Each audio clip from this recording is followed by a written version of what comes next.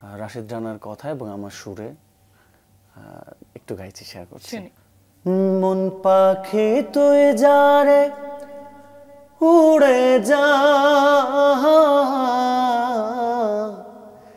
শিকল ছিঁড়ে আমায় ফেলে যারে উড়ে যা। মন পাখি তুই যারে উড়ে যা,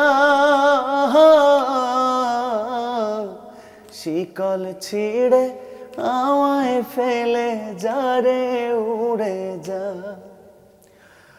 অচিনপুরের মায়াবী পাখি দুই নয়নে কত কাঁদাবি, ভালোবাসায় কলিজা পুড়ে হইল রে কয়লা। মন পাখি তুই যারে উড়ে যা, শিকল ছিঁড়ে আমায় ফেলে যারে উড়ে যা। ভীষণ সুন্দর, সকালটাই সুন্দর হয়ে গেল। Thank you.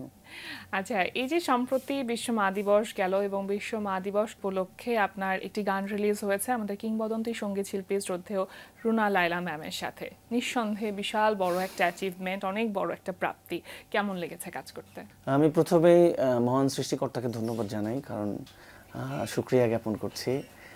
বাংলাদেশের শুধু নয়, উপমহাদেশের একজন জীবন্ত কিংবদন্তি শিল্পী এবং শিল্পী ব্যক্তিত্ব আমাদের রুনা লায়লা ম্যামের সাথে আমার এই গানটি রিলিজ হয়েছে, যেটা আমি আসলে স্বপ্নে দেখতাম ছোটোবেলা থেকে হয়তো গান করব, বাট আমার সুরে ম্যাম আমার সাথে ডুয়েট গাইবেন, দ্বৈত গান করবেন, এটা আসলে সত্যি ভাগ্যের।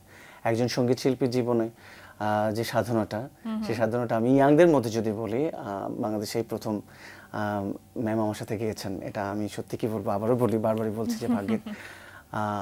তো যাই হোক, আমার এই স্বপ্নটা সত্যি হোক এবং আরো সামনের দিনগুলো যেন আরো ভালো ভালো গান আমি দিতে পারি।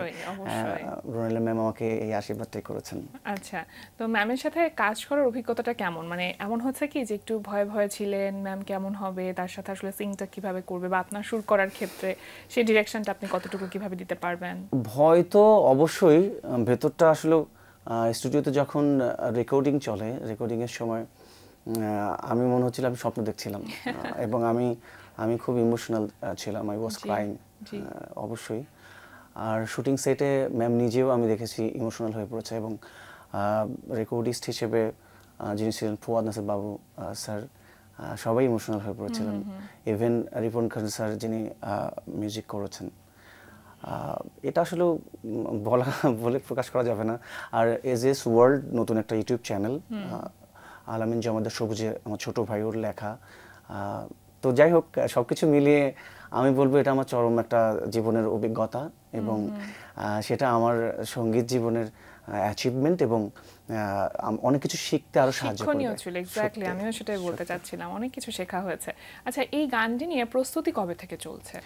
বেশি দিনের নয়, গানটি অনেক জায়গায় সুর আরোপ করা হয়েছে অনেকের দিয়ে, আমি নাম না বলি। তো কোম্পানি যিনি, তার গানটি পছন্দ হয়নি আর কি সুর। বেসিক্যালি সুরের উপর হচ্ছে কম্পোজিশন নির্ভর করে, মিউজিক কম্পোজিশন। সুর যদি ভালো হয়, তো আমি বলছি না যে আমার সুর ভালো হয়েছে, আমার তার কাছে ভালো লেগেছে, এবং সত্যি কথা বলতে ম্যামও পছন্দ করেছেন, যে কারণে গানটি খুব স্বল্প সময়ে, উইদিন 1 মান্থ এরকম হয়ে গেল আর কি।